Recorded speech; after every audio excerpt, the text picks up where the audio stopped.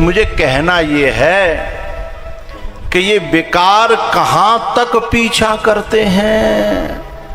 दैत्य तो छोड़ो, मनुष्य तो छोड़ो, देवत्व तो छोड़ो, देवत्व में भी देवत्व के शीर्षस्थ स्थान पर बैठ करके जो इंद्र पुण्यों की पराकाष्ठा जहां है, वहां बैठ करके कहां से कहां गिरता है, विकार कहां तक पीछा करते हैं। लेकिन ये विकार वहां तक क्यों पीछा करते हैं? क्योंकि पुण्य शाली तो हो जाता है, धर्मात्मा तो हो जाता है व्यक्ति, लेकिन सत्संगी नहीं होता। और सत्संगी न होने के कारण व्यक्ति भोगी तो हो जाता है पर बैरागी नहीं हो पाता है। इसलिए पुण्यात्मा के संग में, धर्मात्मा के संग में सत्संगी होना ज्यादा जरूरी है। पुण्यात्मा होना अच्छी बात है, कोई बुरी बात भी नहीं है, लेकिन बिना सत्संग के यदि पुण्यात्मा हो गया और धर्मात्मा हो गया तो ऊंची से ऊंची उड़ान वाला भी व्यक्ति नीचे से नीचे गड्ढे में गिरने की संभावना रहती है।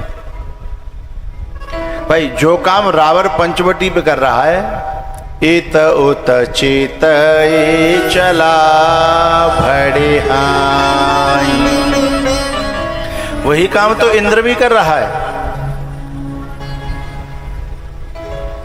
इंद्र जो है जब अहिल्या के घर में घुसता है तो इत उत चित चला भड़े हाई तो करता है।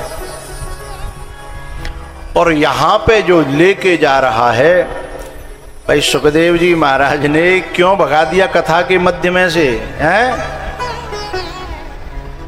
अमृत का घड़ा लेकर के आया था ये इंद्र देवताओं के संग में, और एवं विनिमये जाते ऐसा व्यापार करने लगा।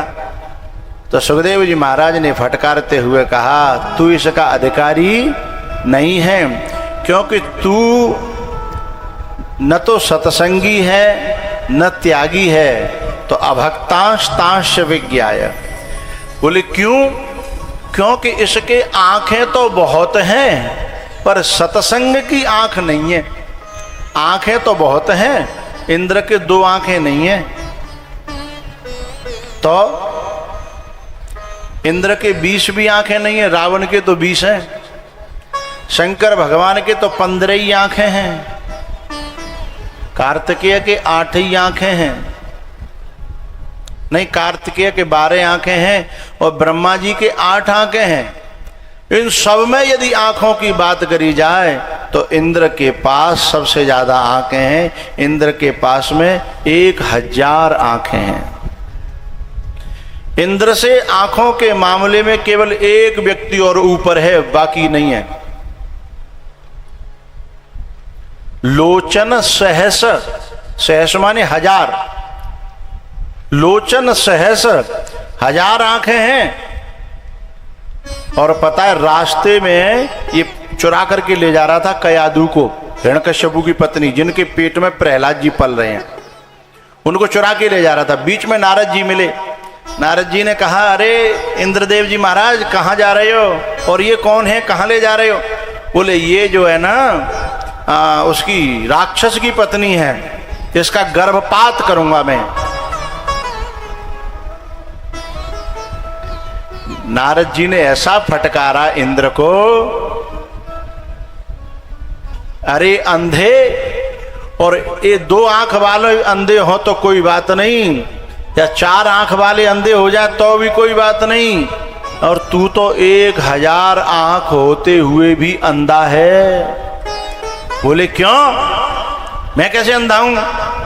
बोले इसके गर्भ में जरा झांक करके तो देख, इसके गर्भ में राक्षस नहीं है, भगत शिरोमणि है, भगत शिरोमणि है, भगत शिरोमणि भय प्रहलादु है, भगत शिरोमणि गर्भ में। बोले क्या बात करते हो? बोले तुम्हारी 20 आंखें हैं पर तुम्हें सत्य नजर। भैया जिनको सत्य नजर ना आता हो, चाहे उनके 20 हो चाहे 20,000 हों, वे आंखें काऊ काम की नहीं है। और जिन्हें सत्य नजर आ जाए तो हा, बड़ी प्यारी बात कही है।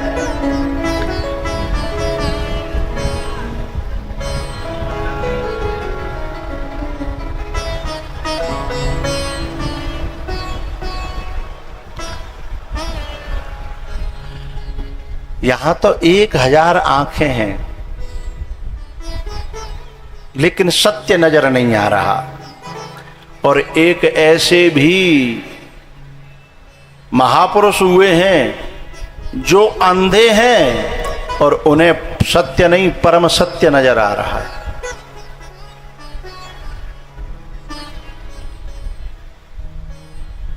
सूरदास की जो आंधरी आंखें हैं वह कृष्ण को बहुत अच्छी तरह समझती हैं, पहचानती हैं, और बताए कृष्ण परम सत्य है, सत्यम परम धीमहि, हैं, सत्यम परम धीमहि।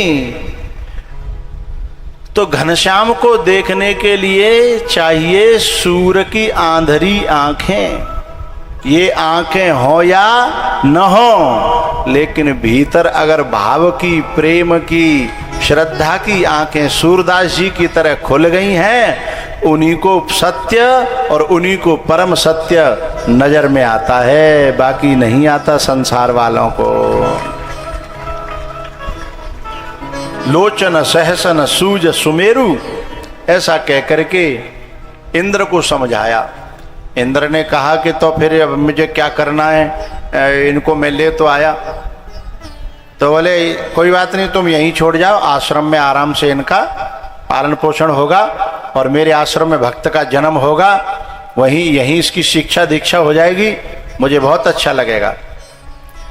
तो नारद जी के आश्रम में प्रहलाद जी का जन्म हुआ। और पता है, first impression the last impression. माताएं जब गर्भवती होती हैं उससे 1 साल पहले से उसकी मानसिक स्थिति क्या है, इस बात का बच्चे पर बहुत असर पड़ता है। गर्भवती होने से भी 1 साल पहले, क्योंकि आपने देखा होगा खेत जितना अच्छा होगा, फसल इदम शरीरम कौन्तेय क्षेत्रमित्य विधीयते, खेत यदि खराब है तो चाहे कितने अच्छे दाने फेंक दियो, लेकिन फसल अच्छी आने वाली नहीं है। इसलिए जो माताएं पहले से ही रामायण का पाठ करती हैं, भागवत जी का श्रवण करती हैं, भगवान की लीलाओं में मस्त रहती हैं, संतों की सेवा में संलग्न रहती हैं, उनके प्रहलाद जैसी संतान प्रकट होती है। और भैया जो माताएं बड़े गंदे गंदे नाटक देखती हैं, गंदे गंदे मोबाइल में सीन देखती हैं, गंदे गंदी पिक्चर देखती हैं, तो फिर उनके तो कुंभकर्ण, रावण और भी हैं, दुर्योधन जैसी संतानें। दुर्योधन जो पैदा हुआ ना, उसका कारण भी गांधारी है। गांधारी ईर्ष्या से भरी थी, मात्सर्य से भरी थी। युधिष्ठिर के पहले पैदा हो जाने पर गांधारी ने अपने कोख पर 100 प्रहार किए, जिससे एक के 100 टुकड़े हो गए। इसलिए गांधारी के वो टुकड़े ही 100 पुत्रों के रूप में उनका जन्म हुआ।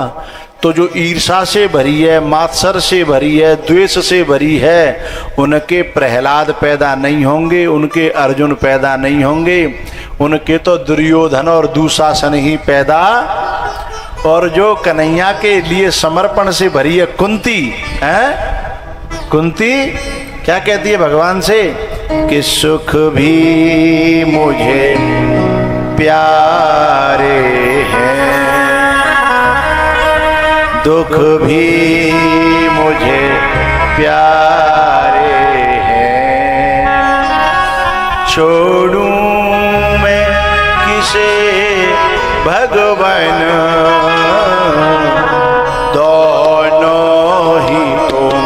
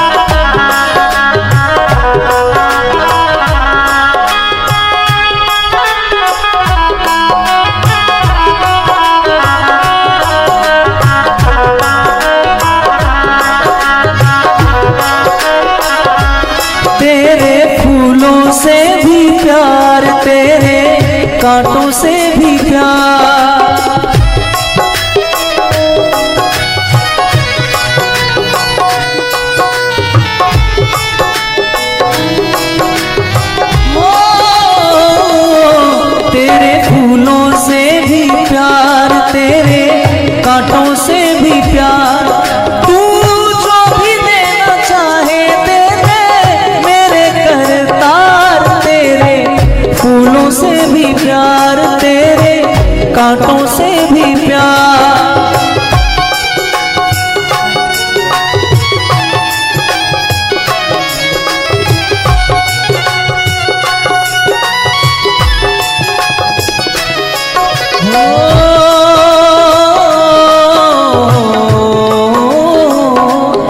तेरी मर्जी में विधाता कोई छुपा बड़ा राज।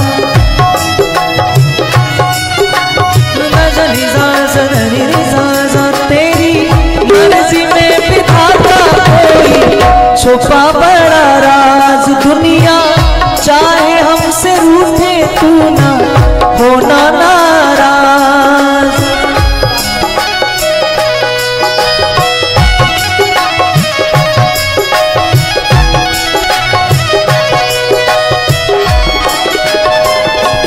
तुझे बंधन है बार बार हमको कर ले तू स्वीकार। तुझको बंधन बार बार हमको कर ले तू स्वीकार। तू जो भी देना चाहे दे दे मेरे करतार। तेरे फूलों से भी प्यार, तेरे कांटों से भी प्यार।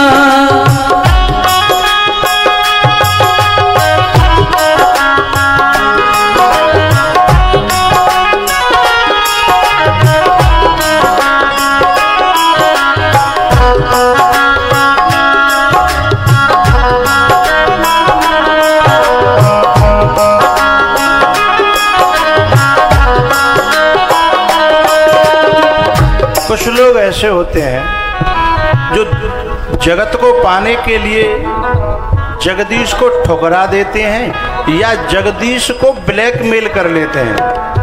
जगत को पाने के लिए भी जगदीश को उपयोग कर लेते हैं।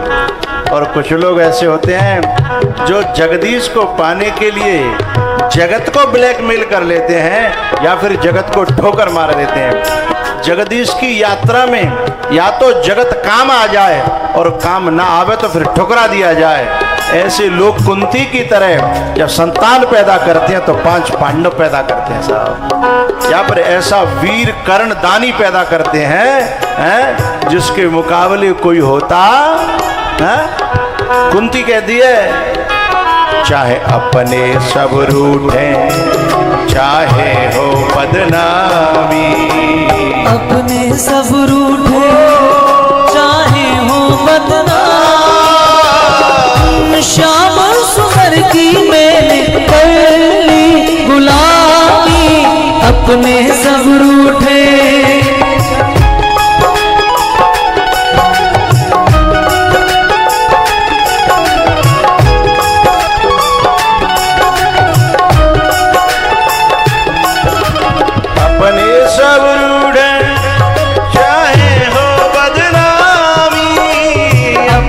सब रूठे चाहे हो बदनामी।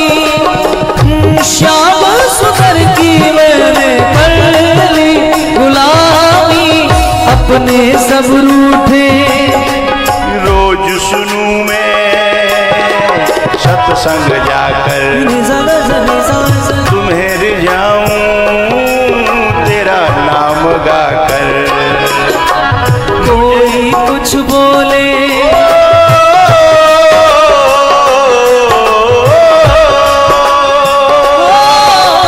कोई कुछ बोले वो मैंने भर ली हामी। कोई कुछ बोले मेरे भर ली हामी। हाँ श्याम सुंदर की मैंने कर ली गुलामी। अपने सब रूठे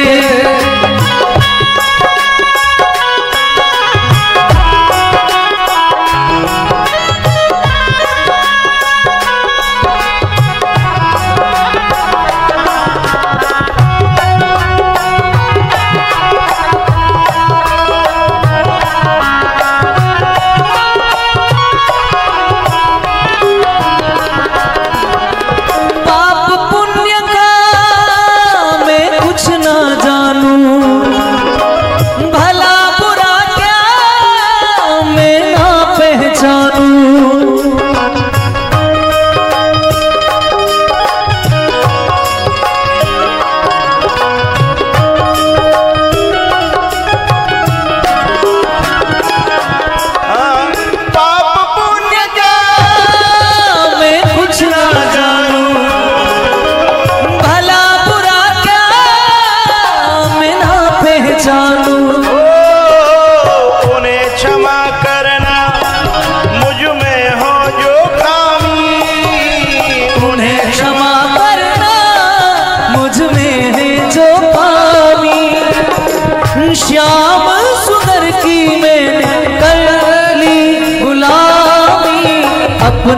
सब रूठे।